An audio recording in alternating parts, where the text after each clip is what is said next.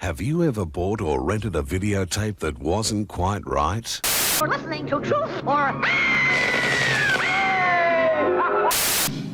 Movieland entertains you. Movieland's got the movies you want to see. That's entertainment. There's something there for all the family. The best of the old, more of the new.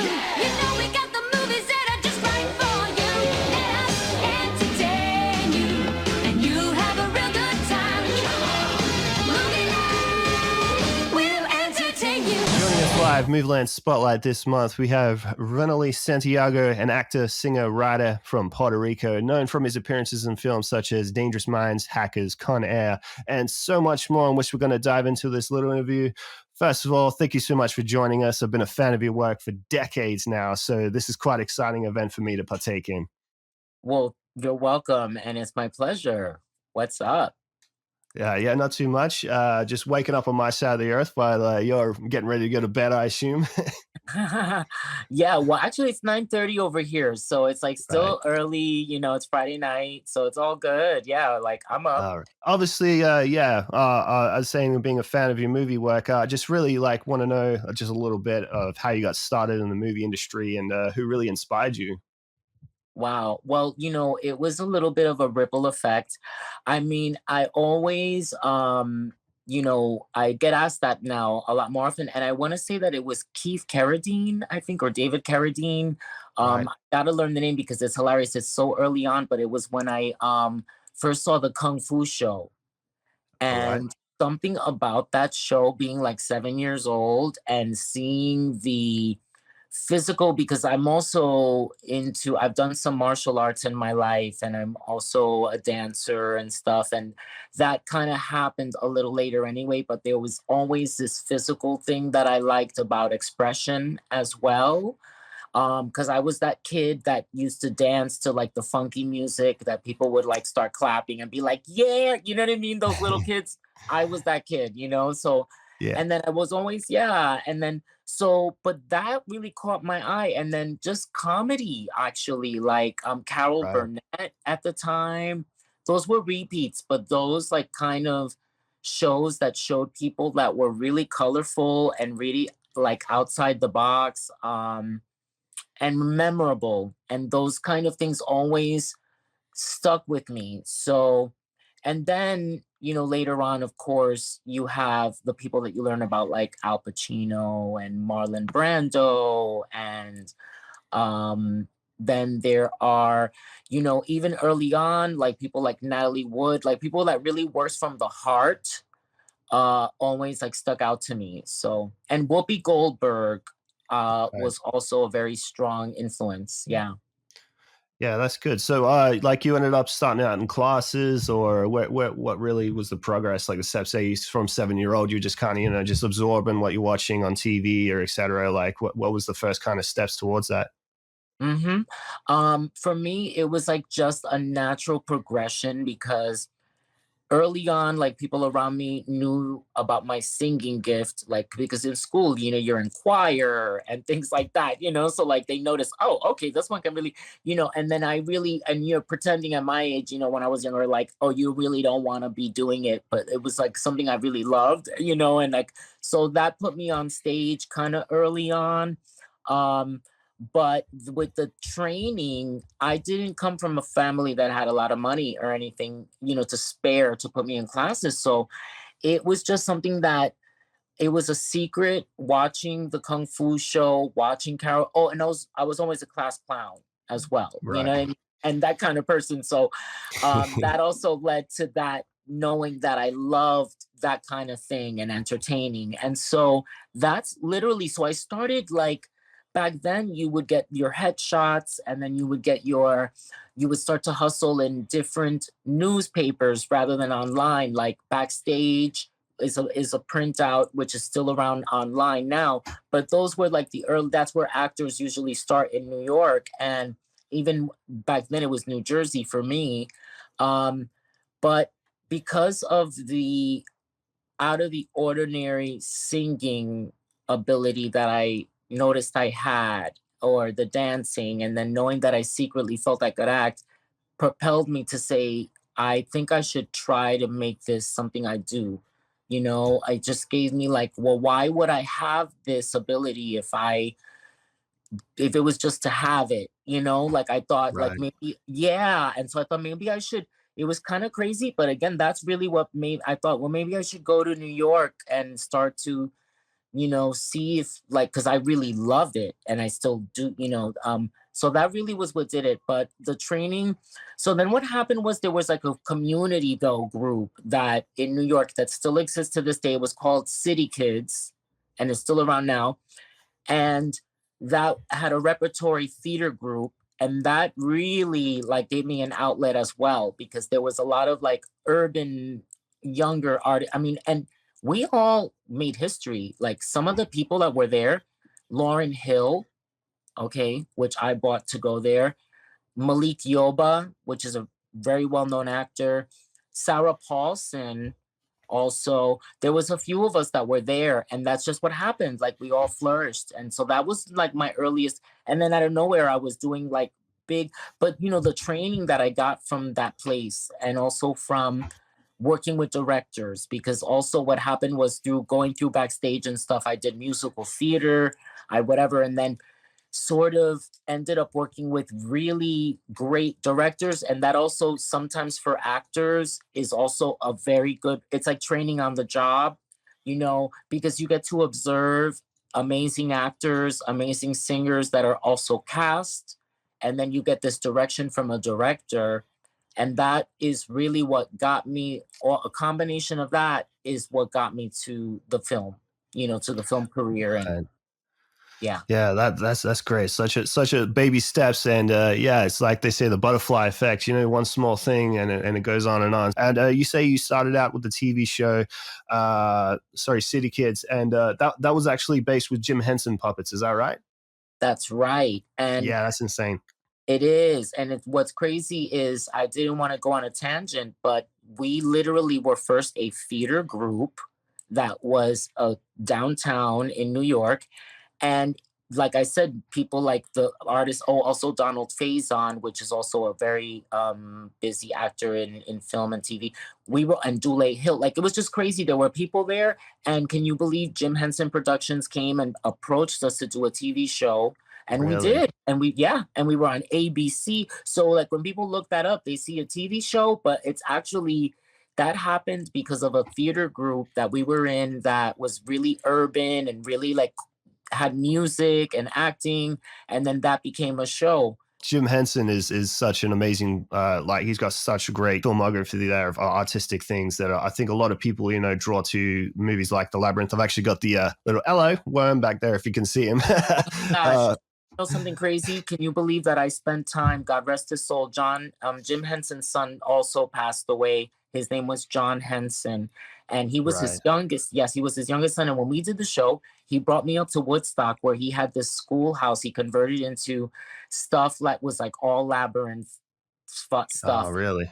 It was crazy. That's surreal. Yeah, no, Jim Henson is definitely an iconic like figure in movie history for sure. Another one I'm a big fan of, a short-lived TV show he did called The Storyteller. Are you familiar with that one? No, I'm not. Oh my God, you have to check out The Storyteller.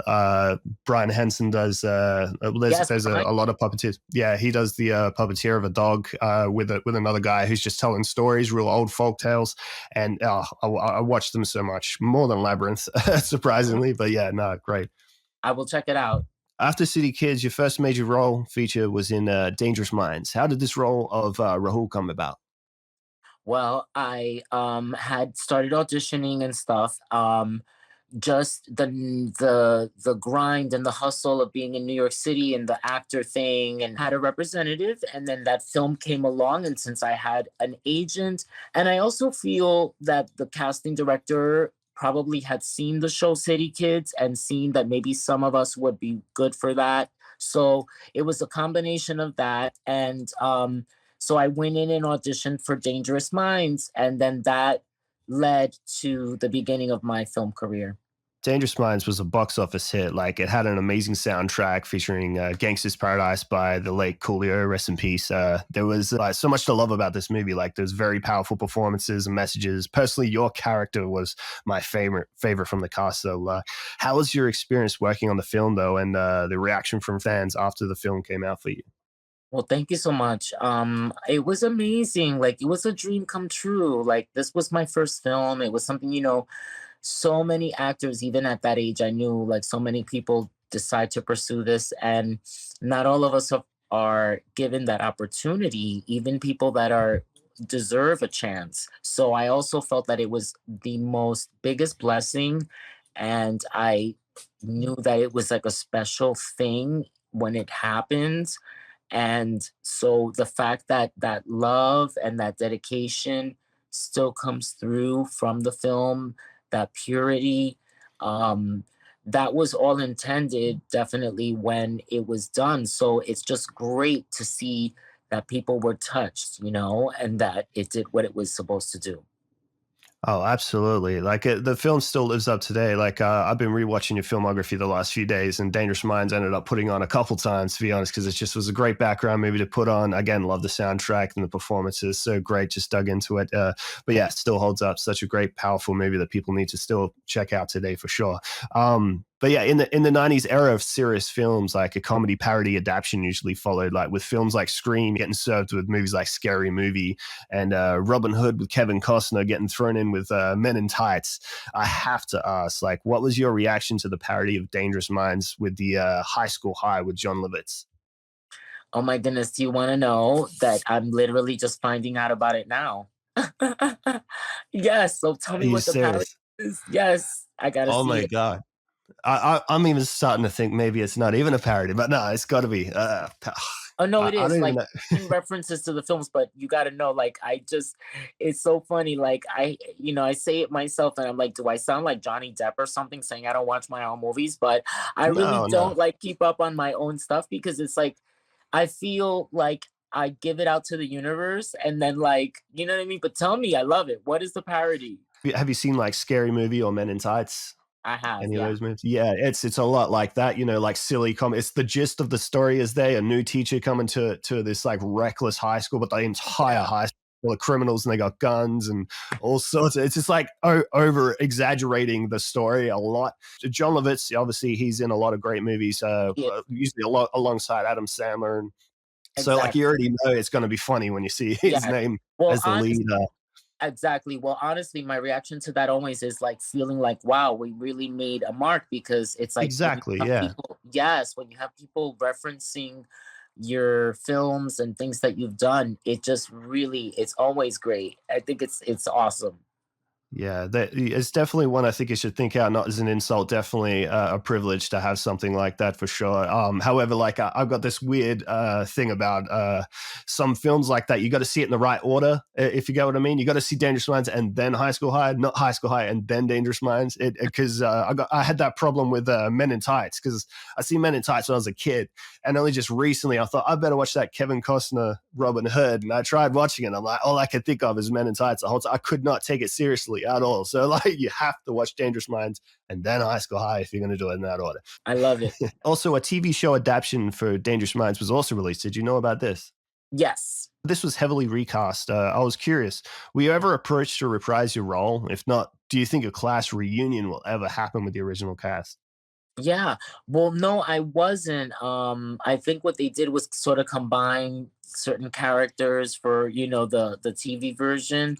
Right. Um, yeah, and reunion, there was an opportunity recently, and can you believe I had the flu? It was one of the cast members in the cast of the students that didn't really have a lot of speaking parts, but she was definitely, one of the students. And then one of the other characters also that had like a featured part that's from New York, and she happened to be in town in New York. She's from Los Angeles.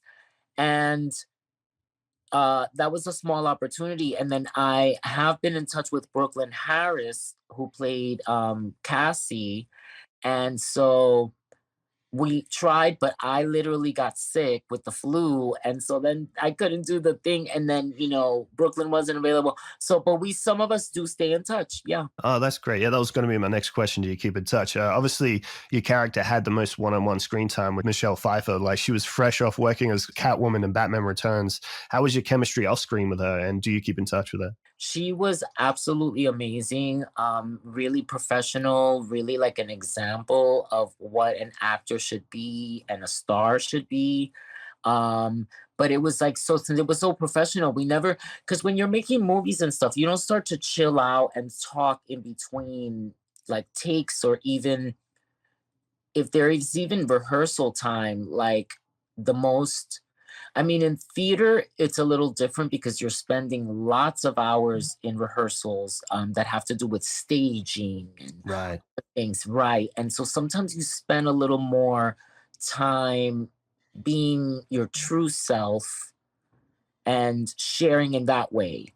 And even then, sometimes it doesn't get so personal. It's just more like sharing the moment together. But when you're making movies, it's the actors prepare on their own, and then they're brought to the set to actually shoot. You know what I mean? So, like, that's what it was like with Michelle. I mean, she was older than us, and it wasn't like, even if we were the same age, it was not that, you know what I mean? It was all Yeah. concentrated. That's why the film is so pure in that way, because we really were so focused on the tasks. But what I will say is that she was very loving as a person, a beautiful spirit to be around, and her heart is also shared in that film. So it was like we all gave that, and that's what's so beautiful about it. Yeah, no, that it is such a powerful film, and you've done some work on Broadway. An interesting credit I'd like to know a little bit more about was for Paul Simmons, the Cape Man. You played the role of the lead vampire. What was that like? And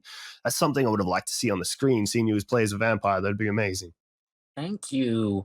Well, it was a great experience, and funny enough, the I was the leader of a gang called the Vampires. So I didn't, but it's ironic you mentioned that because I do have a film in the works where I'm playing a vampire. So I'm Right. excited.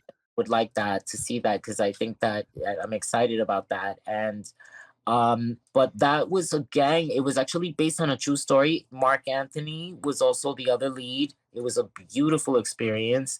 I come from starting in the theater, building my craft through, before doing the bigger films and things. So it was just the craziest experience. It's such a dream come true. That was one of my other questions. Is there any other films in the works? So definitely looking forward to this vampire film that you're working on at the moment. Is there any other details you can give me about that one? Well, it's just currently in the works, but it's definitely a role that I have in development. I have a few roles in development Yeah. that I'm preparing to release. Because when you've done the work I've done, it's also about creating the roles that you want to do as well. And since I've managed to make enough, films, that's like the other next step that I'm going into is like creating and developing the roles that I want to do. Um, and then there's like one other film that is in development that I was approached through producers, and that approached my representatives. That's from producers in England, which I'm excited about, and I hope that also comes through. But a lot of different things in the works, so we'll see. Something's coming up. Yeah. Definitely going to keep track and looking forward to that. Well, you're also well known as the Phantom Freak for an underground cyberpunk film called Hackers, alongside Angelina Jolie, Matthew Lillard. The film didn't really go crazy at the box office. It did become a cult classic among fans, which its status is still alive today. Can you share any memories of making this film? Yeah, I mean, it was like another beautiful experience. It was since it was actually filmed in England as well. That wouldn't Right. like, yeah, it takes place in New York, and then we shot like for 2 months in England, even though it's locationed in New York. And so that was crazy. Like it was like, oh great, I got to go to Europe, and that's where I actually met Mark Anthony, which later we ended up on Broadway together, and it was like I mean, even though it did do well at the box office in the sense that I think it went to like number three or whatever when it All right. opened. Yeah. So like usually like if a film doesn't open at number one, they tend to feel like, some kind of disappointment because I guess they build like when it's a studio film, they really build up to getting that slot.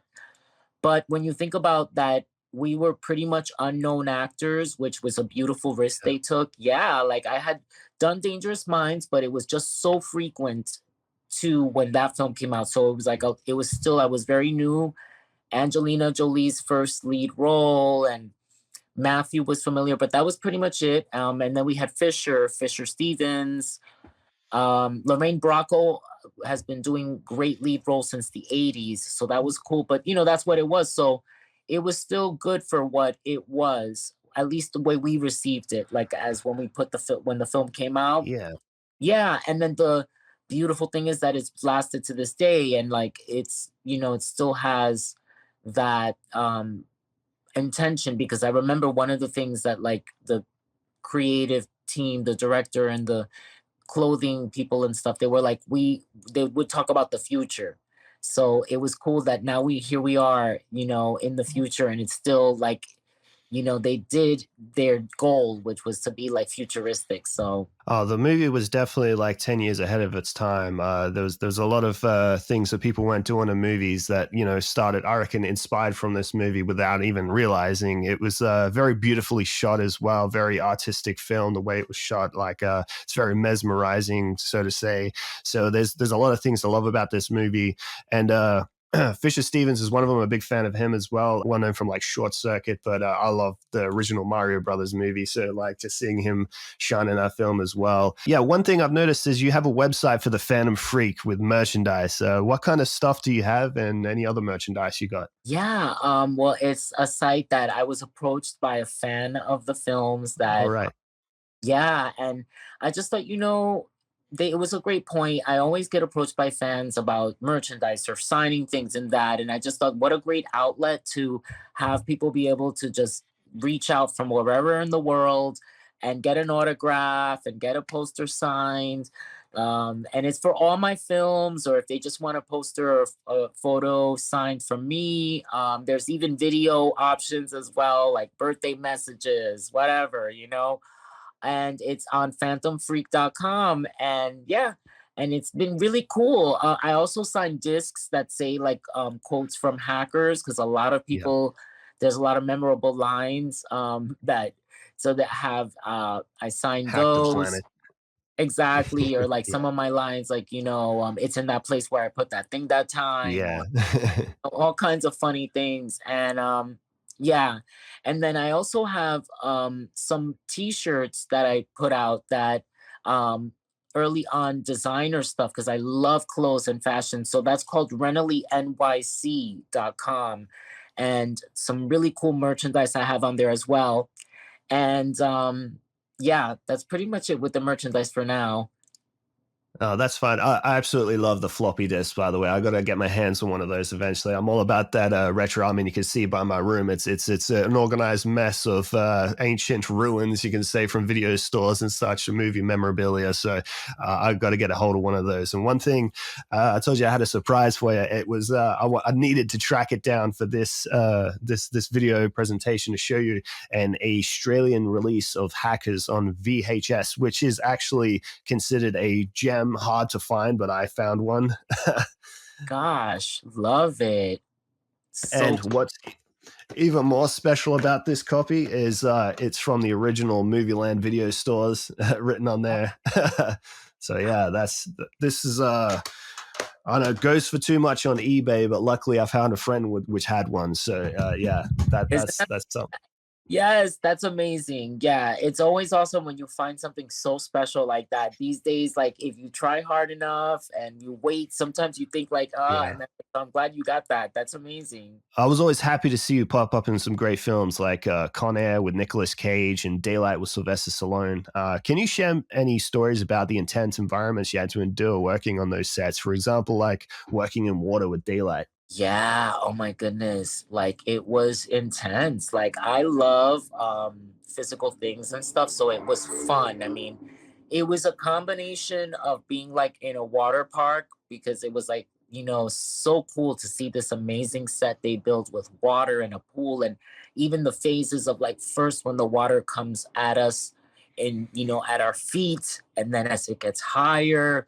And then when we were shooting, it would be depending on how high the water would be.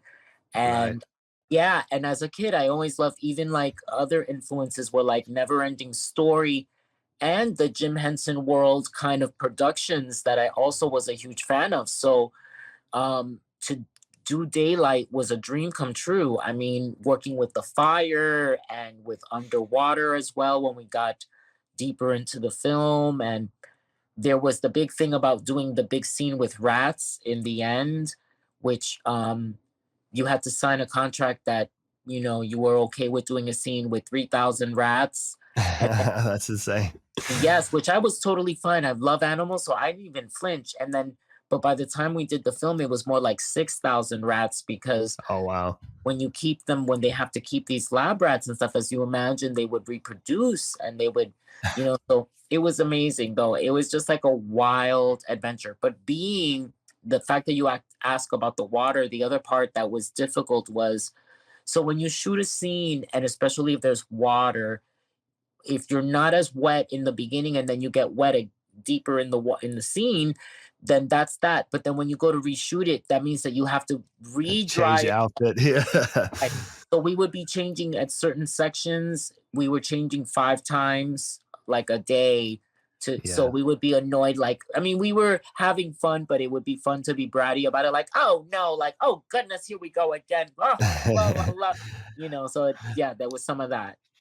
That's something, only some people will notice those small details, but it's something I surely do as well. I was actually watching, it's funny you say, I was watching The Goonies yesterday, and that scene after they jump off the pirate ship and they go to those rocks, and then I look at them, all their faces are wet, but their clothes look like they just put them on brand. I was just like, oh, you slipped up. I don't know about the majority of people. However, when I drive through tunnels, I always think of the movie Daylight, like especially once, because I don't live near any underwater tunnels where I live.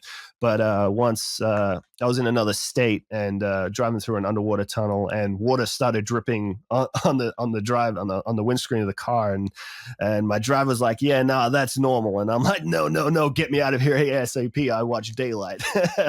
As I said, like even just I'm driving under the dirt though, I freak out. Like Daylight kind of traumatized me, but still a Wow. great movie. Yeah, I mean, it's interesting because even before that, it's definitely something people would think about over here. Every now and then, it comes to the back of the mind. You realize you're driving underwater in the Holland Tunnel and the Lincoln Tunnel. It's like interesting. You think, whoa, what would it be like?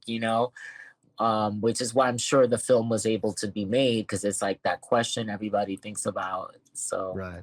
Is that based off like? 'Cause obviously, I'm not too familiar with the landmarks and everything in America. Is that based off a real tunnel? Yes. Oh, yeah. The Holland Tunnel and the Lincoln Tunnel are underwater, so you Right. drive underwater. But it's just you can't tell, like you're driving for a good amount of time Yeah. under. Exactly. Yeah. Hmm. Well, obviously, Stallone being the lead star, did you have much time to conversate with him? I know, I'm pretty sure if, by memory, his son was in the criminal bus with you as well. Is that right? Yeah. Oh, we were all great friends, and Stallone was amazing. Again, we were mainly on the task of doing what the work was, but Yep. yes, but Sylvester, which he likes to be called Sly, when you're working with him and the people that are around him, was very laid back and wonderful. So it was like, being around friends. I discovered Daylight by accident, actually. In my day, you'd be lucky to see a trailer for a film or TV to recommend. Like, you'd have to walk through aisles and aisles of videotapes and read the covers to take a chance. And Daylight was not one of them I ended up renting or seeing at the cinema. I was a big fan of owning videotapes as well. So, like, I'd always, aside from renting videotapes, I'd go buy a bunch from the local Target. And I found Daylight in a 3-pack of movies, which was labeled as the Disaster Pack. I don't know if you've ever seen that. It may have just been an Australian kind of promo. At the time, I was a big fan of the movie Twister. Still am. Love it. That was in the pack. That's the main reason I bought the pack. But I love disaster films as well, so this was a win-win triple for me. Daylight was a curious bonus. Alongside, there was another great film in that pack called Dante's Peak, probably the best volcano movie today. 007's Pierce Brosnan and Terminator's Linda Hamilton. The disaster pack will forever be embedded in my memory as how I discovered that bundle, and I wasn't disappointed in either film. And it's the genre that I would imagine. I'm glad that it was in there and that you got to see it. Yeah, 'Cause, yeah, when we were going into audition and when we were creating it, they compared it to the Poseidon Adventure right. as like what you would imagine that we're going for, and like that kind of disaster film. And so it was amazing. Like it was pretty wild to like be able to do that, because I've been, always wanted to do different genres, and that I've been able to do that. It's like it's been really, really great. Let's circle back to Con Air for a moment. Out of all the seriously crazy criminal profiles for the actors in Con Air, one I was curious about that never got advertised to my memory was what do you think Sally done to be on board with the most dangerous criminal list on Con Air? Did they give you much of a backstory for the part? If not, like, please speculate what you think she did. Yeah, I love it. I love that question because it's so funny. Well, when I auditioned for that role, I just did the scenes from the film, and then Right. something strange happened that normally doesn't happen, which is that casting called my management and said, "Oh my goodness, the audition got erased. Could he come back and do Oh, it again?" no. On my way home from the first audition, I thought about the characters' backgrounds, and so I thought, like, it got my mind going. Anyway, so I thought, all right, well, when I go back, I'll talk to them about that. So I did the scenes, and then while the camera was still rolling, I said, "Oh, and I have some," and she said, "Go ahead, just do it." So I did this whole story about how Sally was a stripper in Times Square, and how she met this guy Joe, and how he got came into her life, and how basically they became robbers, and how they like robbed a bunch of places, and how basically they got arrested, and so that's what Sally is in for. So you actually got to input on that character. That's amazing. Yeah, I mean, as far as like what I made the story of, so yeah, I guess in Yeah. that way. I mean, we never, like, again, it was never brought up or Yeah, talked about, advertise. Yeah. but it just gave me more time to talk, because I did an improvisation talking about Yeah. Joe and whatever, and how I was a stripper, and so it just gave a whole fuller story of this person. Absolutely. I was thinking about your character from Hackers. He ended up in jail, but by memory, I can't remember him getting released in the movie. It just kind of, you're in jail, and then that was it. And I was thinking outside the box, like, could that be Sally's origin story? Just joking. Yeah. Well, I mean, and that was funny. That was just an editing thing. Like they resolved it where we're all together in the film, but that didn't, because usually what happens is they have to meet a certain amount of time, and sometimes they go through these decisions like, ugh, it's got to be this scene or that Yeah, scene. Like. I Um, get you. Yeah. yeah, but the resolution really isn't that. Remember, they're going through this whole reason why they do their hacking and do what they do together as a team is to release me and get me out of jail. It's just that it's never Exactly. actually seen. Yeah. Yeah, yeah. That's just things that, like, not many people realize, but yeah, I was picking up like, yeah, you didn't get out of jail, did you? Yeah, because if you think, remember, it ends with Johnny and Angelina and their Yeah. romance. That's just things that play on my mind. Unnecessary details that I ponder about. Con Air had such an all-star cast. Like I like look back at it again. I was like, there's also like up and coming people that were put hidden in the background. Like you got obviously Nicolas Cage, John Malkovich, Cusack, Dave Chappelle, Steve Buscemi, and yourself. Like any behind the scenes moments you can share mixing with the cast. Like I guess it would have felt like being on a round trip around the world, being locked in that plane for so long, film, and you could have had a lot of time to banter between takes. Absolutely. No, for that film, since we were all together, like in Nevada, in the desert, shooting this thing, and there Right. was, I mean, so we did hang out, talk a lot, lots of stories. We would, on days off, there was not much to do or go because we were like in Wendover, Nevada, which was like such an isolated town. So we would just hang out by the pool and have beers and listen to music, and we really got to know each other. Very close group. And John Malkovich spent more time with the group because he was like the leader of the bad guys and stuff. Yeah. Yeah, so he would have lots of stories and we would spend a lot of time with him. And then Nicholas was like the outsider character, so he would spend more time alone. And then when we would be all together shooting our scenes, but even he was such a pleasure.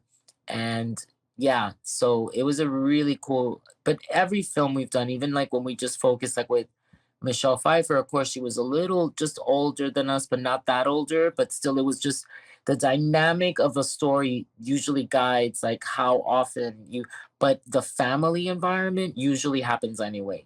Even if Yeah. it was still like always family with each project and with that one as well. So Yeah, that's amazing. Fun fact, I actually read that Bruce Willis was in line to play Cyrus the Virus for that film. However, he turned it down, but Malkovich shined brightly as the villain in that film, and I couldn't imagine anyone else doing it. so cool. Yeah, I might have even heard that when, because sometimes you hear names of people that might be in when they're closing it all together. But it was so exciting to hear that he was going to do it because he's always like been so just admired. So it was amazing. One thing I picked up just doing some last minute research about you last night. Speaking of Bruce Willis trying to audition for roles, is there like some roles that like were pretty big that you went for that didn't turn out? One I heard was you were auditioning for Robin in a Batman movie. Please elaborate. Yeah, yes, that was one of the roles I was up for and that I got down to the wire on. And then the casting director for Hackers was the same person.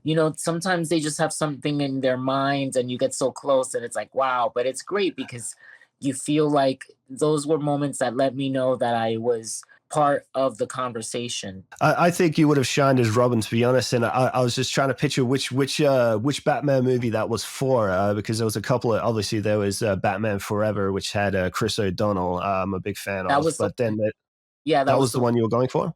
yeah. But Yeah. I was thinking like they're actually trying to cast a Robin for a Tim Burton Batman movie that was meant to be a sequel to Return. So I was thinking maybe it was something to do with that because I think one of the Wayland brothers was going for that role as well. So I thought maybe that was it. Well, the first round was with that was the round was with and then the one of the Wayans brothers got it. And then it changed from Tim Burton doing it at the time to Batman To Forever, Schumacher. Chris O'Donnell. And then but I was able to go in front of both teams. It was Yeah, cool. no, that's a wild little thing. I'm always going to think of you when I look at Batman Forever now, and it's right there, so it's every day. Okay, so out of all your work in film, which one are you most proud of doing? That's really hard because I mean I'm so proud of all of them. I mean they were All of such it, yeah. special opportunities, yes. But I really am fortunate that my first one was such a great start. So I would say Dangerous Minds for the fact that it was such a beautiful start and story. So yeah. Absolutely love that film so much. But yeah, outside of movies, I noticed you started working on music a while ago. Can you tell me a little bit how that started and what you've accomplished and what you're up to with it? Well, I've always been a singer, and that actually led to being in front of audiences at first. So I've done some recordings, I've put some things out, and putting together some of my own stuff to also release. But I've done some really cool house tracks with some great producers. And so I have another one that's about to come out called Senora that I did with a producer named Morsi. You can find it online on Spotify and different, you just type my name in and there's a few tracks that have come out. So, yeah, some of my own stuff. I put out a song called Ides of March, which I really love. Another one called Chance of a Lifetime. Next, we have, Senora coming out. So, Back in the movies for a little bit, can you recommend us 5 of your favorite movies for us to watch? okay, oh my goodness, let me think. One of my all-time favorites is Color Purple. Then I would say Star Wars, not to because you're asking me what I would recommend to people, of course. At a comedy, just because what's popping into my mind right now, I love Mike Myers. So like The Spy Who Shagged Me, any of that, if you want to like just know comedy and have a good time. What's the one with Cameron Crowe? New ones that he does. Avatar. You're right. Avatar is great. Oh my goodness, one of my childhood favorites, I guess, if we're asking about all time and stuff, is E.T. Yeah. Yeah. And yeah, that's great. Us being based in Australia, do you know much about Australia? Have you ever been here? No, but I do love Australia so much. I am so like curious about hopefully being there soon someday. And Yeah, I just love what I really particularly love is the variety of animal life is just Right. amazing. The environment, the weather looks really interesting. I know that it gets very hot, right? Yeah, especially Christmas time. You guys got snow. It's actually like 40, 110 Fahrenheit here during Christmas. So it's pretty intense, upside down and backwards. So yeah, it's insane. Yeah, yeah, so I love it. So those are the things I know, and yeah, hopefully I'll get out there. Last question. Do you still have the jacket from Dangerous Minds? I don't actually. They keep those things because if there is an emergency, like after the film is Yeah. shot, they have the actual costume. So it's also just like really costume kind of stuff, you know? It was a very, very nice jacket, sir. Ah, I love it. Love it. I can't thank you enough for joining me today. All I had to do was bribe him with our chicken, a whole one, and one to go for the tambourine man. Don't forget to hack the planet and be kind and rewind. Thank you so much, Renoly. You're welcome. My pleasure.